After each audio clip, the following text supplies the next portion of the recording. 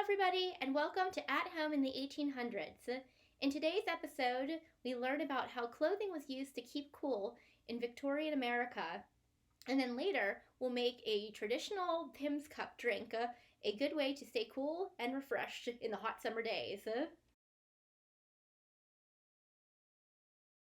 We often see pictures of people in Victorian America covered head to toe in clothing. Have you ever wondered how on earth they stayed cool in all of those layers of clothing and without air conditioning?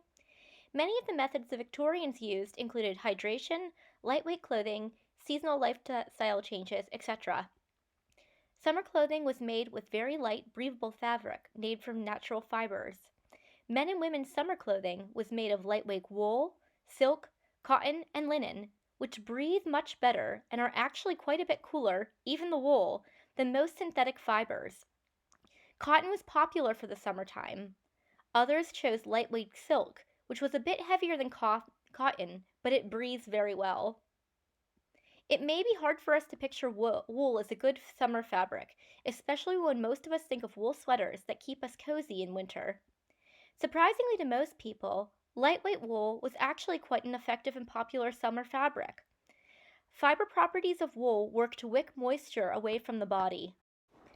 In the late 1800s, Dr. Yeager's sanitary woolen undergarments advertised their woolen products as the perfect garments to stay cool and dry in the summer. The high-quality and thin wool products used for summer wear were not itchy, and they worked wonderfully to keep sweat away from the body. Wool repels moisture, so any body moisture absorbed quickly evaporated from the fibers, leaving the wearer dry and cool in the breathable fabric. Today, athletic brands are working to make very high-quality wool workout clothing that is thin and works to keep the wearer cool and dry. Natural fibers allow the skin to breathe and keep the wearer cool in spite of multiple layers of clothing. Synthetic materials such as polyester, acrylic, and nylon make up 60% of the clothing that we wear today. We are often hotter in these plastic-based fibers because they do not allow our skin to breathe, and they hold in both heat and moisture. Additionally, modern-day people often wear much less clothing in the summertime, preferring shorts, t-shirts, and tank tops. Ironically, the less covered our skin is in the heat, the hotter our bodies become. Direct sun exposure on our skin heats up our bodies and makes us feel warm. The Victorians wore long sleeves and light colors to reflect the heat and keep the sun from hitting and burning the skin. The layers they wore helped to keep their core temperature stable and allowed people to deal with hot weather without overheating. By wearing long-sleeved, light-colored clothing made of natural fibers, the Victorians were able to effectively stay cooler and more comfortable in layers of clothing than we do in our modern summer wear. Of course, when the temperatures reached the high 80s, people back then did what we do today: find some shade, go indoors, or partake in cool and tasty treats, like the popular British libation, the Pimm's cup.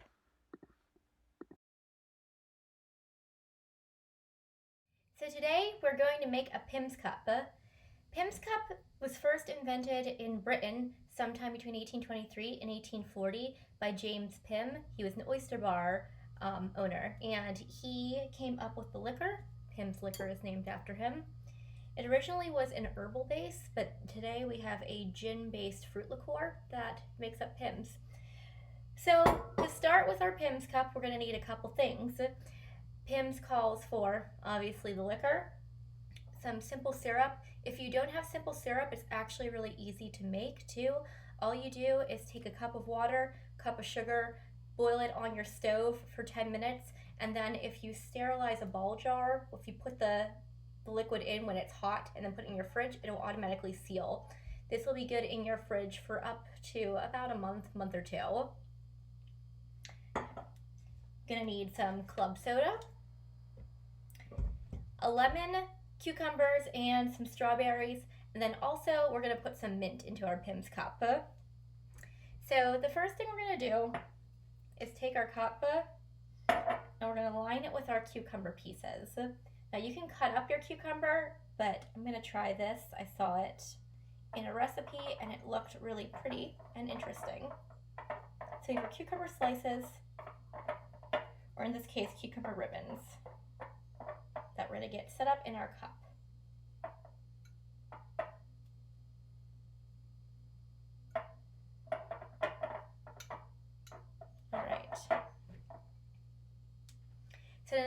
going to do is put ice in the cup.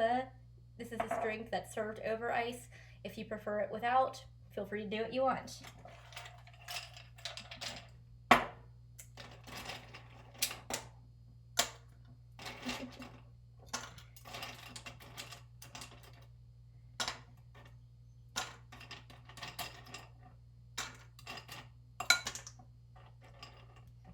Apparently, I'm very bad at putting ice in.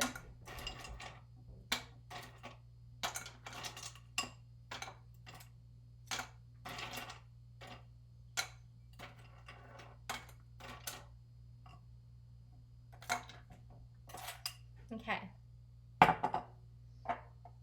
Now that we have ice in our cup, we're going to go ahead and add the fruit. So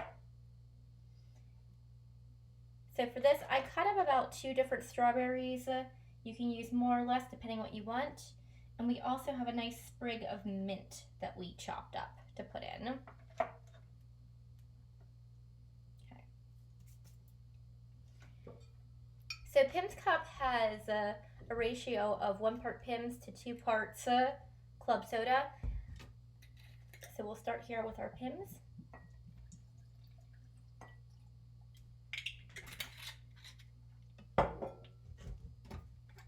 Then mix in our club soda.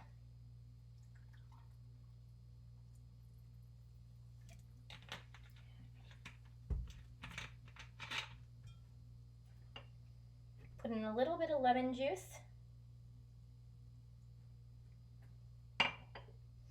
And a tablespoon of our simple syrup.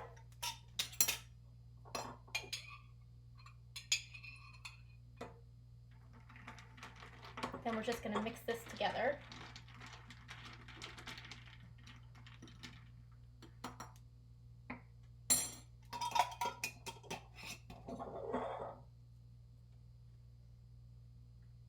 I'm going to add a little bit of garnish here to the top.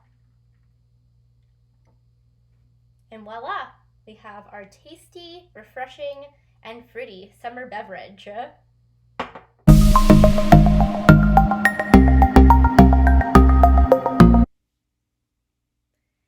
All right, let's see how it tastes. Oh, that's good for a summer day. Fruity, refreshing, the perfect way to beat the heat. Thanks for joining us today at the McCarl Coverlet Galleries At Home in the 1800s series. We'll see you next week. Subscribe to our link below or follow us on our social media and our website. We look forward to seeing you soon.